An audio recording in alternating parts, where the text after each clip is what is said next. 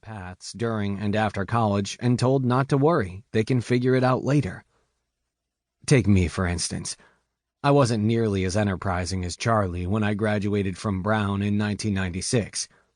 I had a general desire to be smart, accomplished, and successful, whatever that meant. So I went to law school and became a corporate attorney in New York. I figured out I was in the wrong place after a number of months working at the law firm. I left in less than a year and co-founded a .com company, Stargiving, which helped raise money for celebrity-affiliated nonprofits. It was extraordinarily difficult. My company failed spectacularly, but I recovered. I went to work for a mobile software company, Crisp Wireless, and then a healthcare software company, MMF Systems, over the next 5 years, eventually becoming the CEO of a test prep company, Manhattan GMAT, in 2006. I spent 5 years running Manhattan GMAT, helping young people get into business school. I taught our corporate classes of investment banking analysts and consultants at Goldman Sachs, McKinsey & Company, JP Morgan Chase, Morgan Stanley, and Deloitte, as well as hundreds of individual students over the years. Some were exactly where they wanted to be, but there seemed to be just as many top-notch young people who wondered why they didn't like their jobs more. They sought a higher sense of engagement with their work and their careers. Sometimes they would put words to what they were looking for. They'd say they wanted something entrepreneurial or to be really excited about something. By the time my company was acquired by Kaplan and its parent, the Washington Post Company, in 2009, I knew a few things. I knew that there were promising startups and growth companies all over the country that needed talent to expand and thrive. I knew firsthand that there was an army of talented, ambitious, somewhat directionless young people who'd love to work for a startup. And I knew that if we could connect these two groups, we'd help everyone. The individuals, the companies, cities, and communities around the country, the economy, and society as a whole.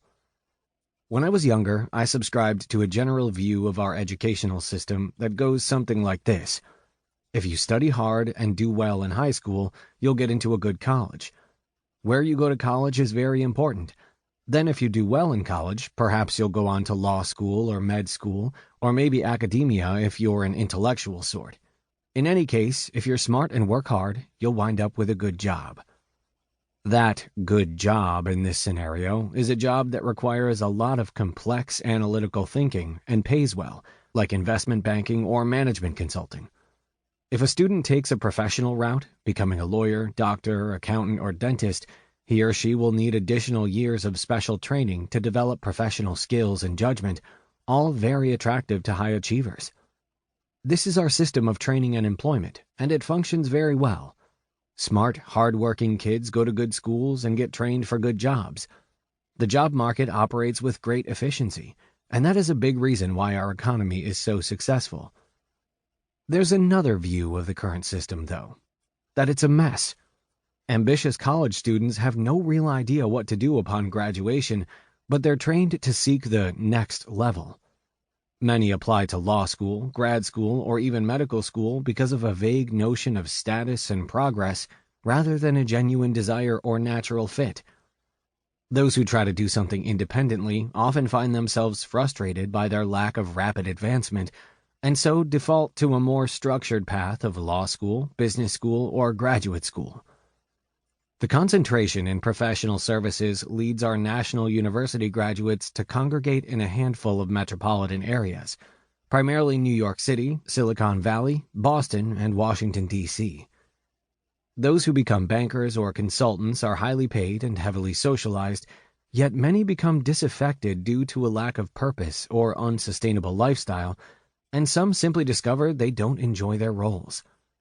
We train thousands more lawyers each year than legal jobs exist for, and hundreds more academics than there are academic jobs. Each path throws off waves of refugees who are often at a loss as to what to do with themselves. Only at that point they're in their late 20s, possibly in debt or used to an expensive lifestyle, and trained to do something narrow and specific. Meanwhile, massive needs in other sectors are not being met. American companies need smart people who can manage, operate, innovate, and improve them. And startups and early-stage growth companies are in desperate need of talent in order to create jobs and drive economic progress.